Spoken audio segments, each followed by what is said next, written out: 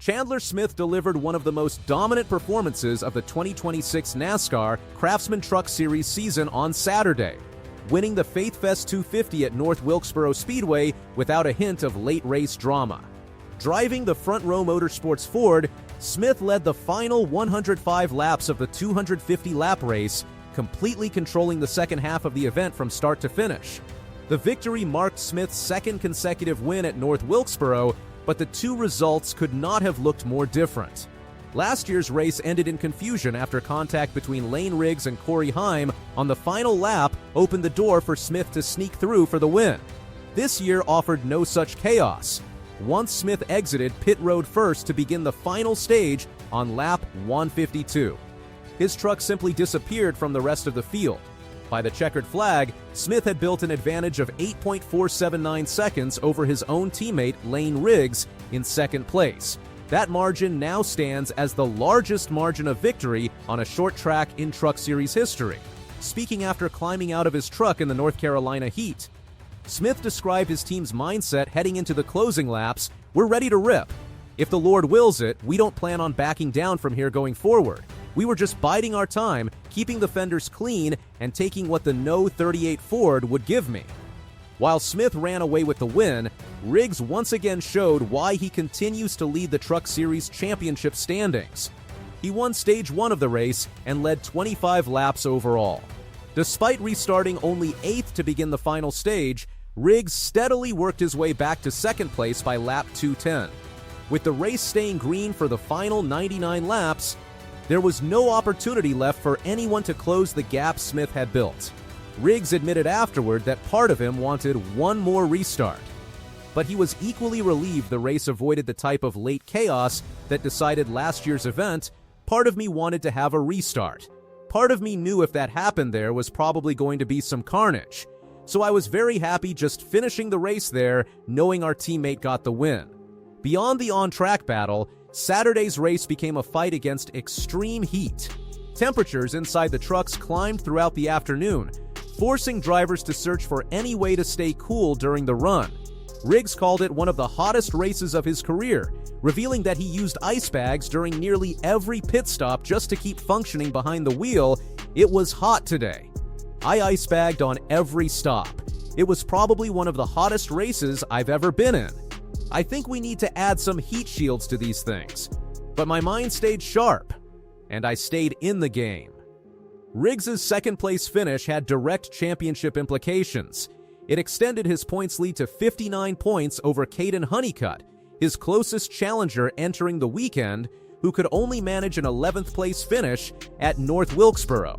Elsewhere in the field, Shane van Gisbergen quietly continued building momentum with a third-place finish, matching the best oval result of his NASCAR National Series career.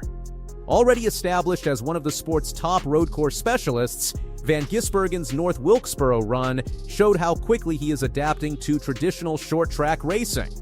Christian Eckes turned in one of the most physically demanding drives of the day. His cool suit system failed almost immediately after the green flag, forcing him to endure more than 250 laps in an overheated cockpit during one of the season's hottest events.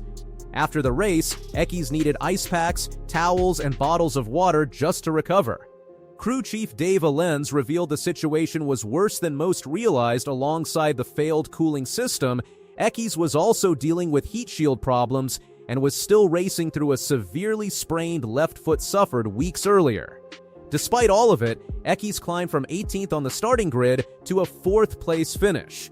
It marked his 6th top 10 result in his last 7 races, keeping him 4th in the Truck Series standings, even though he is still searching for his first win since returning to the series this season. Carson Hocevar looked like the truck to beat for much of the afternoon, leading 74 laps, before a cut left front tire forced an unscheduled stop that dropped him 2 laps behind the leaders. He recovered only as far as 27th by the finish, ending his bid to become another crossover Cup Series winner in the Truck Series. The battle for the final Truck Series playoff spots also tightened considerably. Stuart Friesen finished 8th, which pulled him level with Tyler Ankrum for the last available postseason position. Jake Garcia, who finished 13th, sits just 11 points behind that cutoff line. With only 3 regular season races remaining, every position gained or lost on track now carries added weight for the playoff picture. Also drawing attention was Chase Elliott, who returned to the Truck Series for a part-time appearance and finished 7th. Elliott avoided the incidents that caught out several other competitors and spent much of the afternoon running inside the top 10, adding another solid result to his limited Truck Series schedule this season. Rounding out the top 10 were Heim in 9th and Majeski in 10th, with Majeski climbing all the way from a 27th place starting spot to crack the top 10 by the finish. Post-race inspection confirmed Chandler Smith as the official race winner. However, his truck was found to have one lug nut that was not properly secured. As a result, the team will lose pit stall selection for the next Truck Series event, though the race win itself remains unaffected. Full top 10 finishing order: 1. Chandler Smith 2, Layne Riggs 3, Shane van Gisbergen 4, Christian Eckes 5.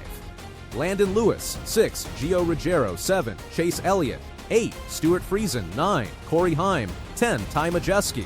Sources referenced Kickin' the Tires coverage of the FaithFest 250 at North Wilkesboro Speedway and the official race results classification.